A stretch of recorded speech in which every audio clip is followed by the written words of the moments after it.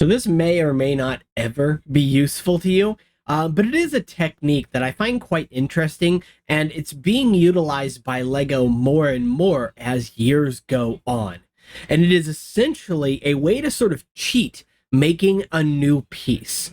You see, for decades at this point, Lego has been making various different types of pins, whether they have friction or they're frictionless, 2 long, 3 long, etc. And they did come out with even a new 3 long pin recently with a stopper in a different location. However, something I've seen made by other knockoff, bootleg, third-party companies, whatever you want to call them, are 4 length pins, or even more than that. I think 4 is the extent that I've seen, but I wouldn't be surprised if there was like a 5 length pin out there or something. Anyway, how can you do this with Lego pieces in a way that is, I guess, technically legal according to Lego? I mean, following Lego's design, right? Well, very simply, at least with some types of pins, like the black friction pins over the past many years, they are just hollow enough that you can allow a bar to pass through them with a pretty decent amount of friction.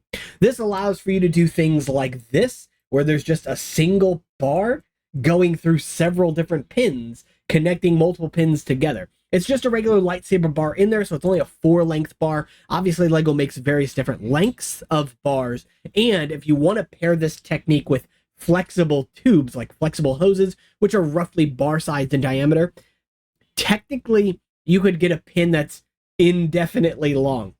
Not in reality, of course. Lego only makes those bar pieces to a finite length, but you get the point that I'm making, right? So by stacking these techniques, by passing a bar through a pin or through a set of pins, you can end up getting a bunch of really interesting things. You can start to see the bar here, and you can see now we've actually run into one of the black pins on this. So we can remove that. You've got another black pin on the opposite side, and thus you've basically turned just a normal friction pin or frictionless pin, etc., into a longer pin.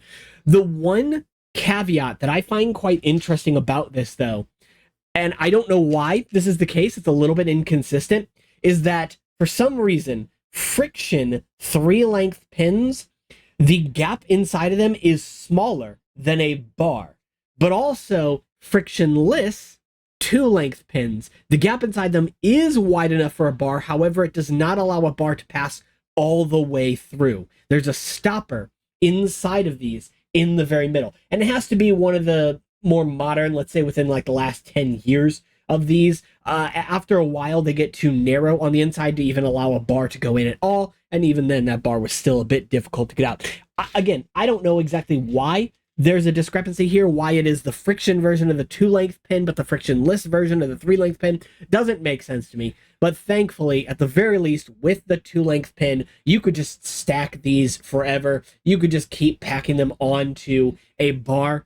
Over time, it might be a little difficult to remove them, but it is an option for you. And from what I can tell, it is legal. Where does Lego draw the line, though? I don't know. Probably connecting 2 pins together. I don't think I've seen them connect more than 2 pins at a time, but you know, if there's an example of that, let me know, because I am curious about it. And lastly, before I end the video, this technique, where I first saw it, was actually in 2015 in a Lego Technic set. It is the Mercedes Aerox. I might pronounce that wrong. It's a really fantastic set. In my opinion, it's probably my favorite Lego Technic set, even though I've only ever built it once because it is a chore. It was the biggest set at the time it came out. Anyway, but that set actually utilizes a technique very similar to this, but it uses flick fire missiles, which have a bar built into them.